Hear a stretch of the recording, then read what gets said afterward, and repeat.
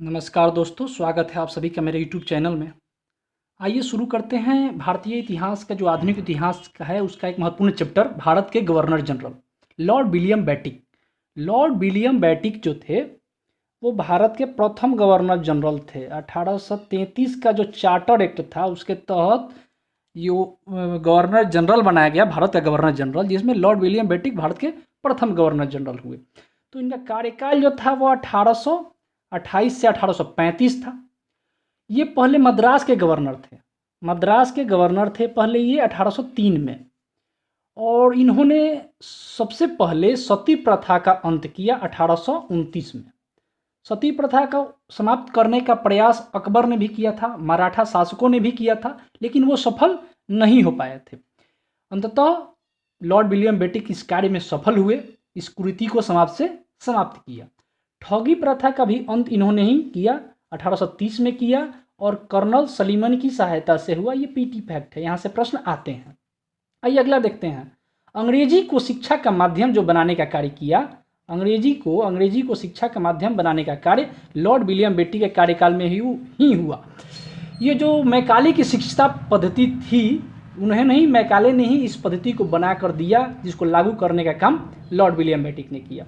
सरकारी सेवा जो थी, सरकारी सेवाओं में वो भेदभाव होता था भारतीयों और ब्रिटिश कर्मचारियों के बीच में, उसको अंत करने का काम जो था वो लॉर्ड विलियम बेटिक ने ही किया था।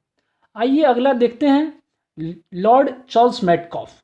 चार्ल्स मेटकॉफ का जो कार्यकाल था वो बहुत ही छोटा कार्यकाल था। ये 1835 से 1836 तक रहे, और इनका कार्यकाल जो है समाचार पत्रों के मुक्तिदाता के रूप में नहीं याद किया जाता है। समाचार पत्रों के मुक्तिदाता के रूप में किन्हें याद किया जाता है? तो मेटकॉफ को याद किया जाता है, ये याद रखिएगा।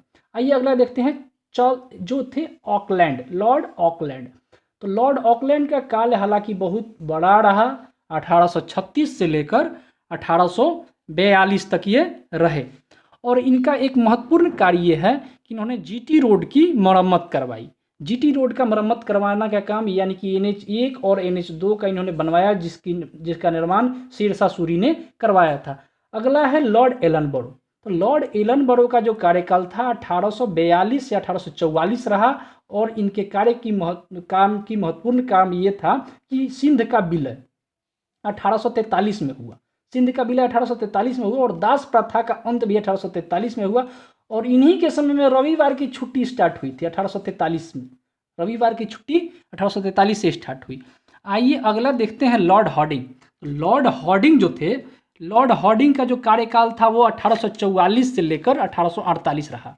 लॉर्ड हॉर्डिंग का कार्यकाल 1844 से 1848 रहा, और इनके समय की महत्वपूर्ण घटना जो थी वो थी नरबलि प्रथा का दमन। नरबलि प्रथा का अंत किया लॉर्ड हॉर्डिंग ने। और आइए अगला देखते हैं, जिनका नाम आप लोग बहुत ही जानते होंगे, लॉर्ड डलहौजी। डलहौजी फेमस नाम है भारतीय इतिहास में, जिनके कार्यकाल में बहुत सारी घटनाएं घटी। 1848 से 1856 तक लॉर्ड डलहौजी रहे।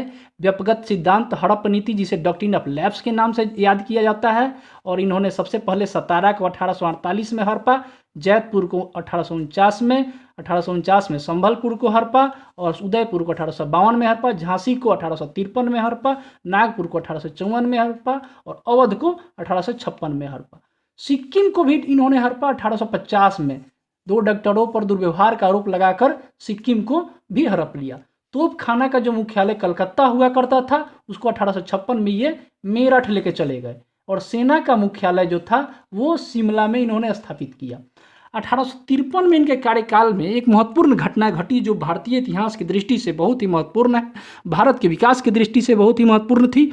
वो घटना थी रेल का निर्माण, रेल का चलने का जो स्टार्ट हुआ वो इनके कार्यकाल में हुआ। वो मुंबई से थाने तक चली थी ट्रेन, 34 किलोमीटर। वो 1853 में लॉर्ड डलहौजी के कार्यकाल में ही चली।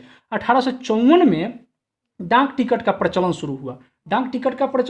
1854 में, और प्रथम बार विद्युत तार सेवा का जो चलन शुरू हुआ वो कलकत्ता से आगरा के बीच हुआ, वो इनके कार्यकाल में ही हुआ। 1854 में शिक्षा सुधार से संबंधित एक डिस्पैच आया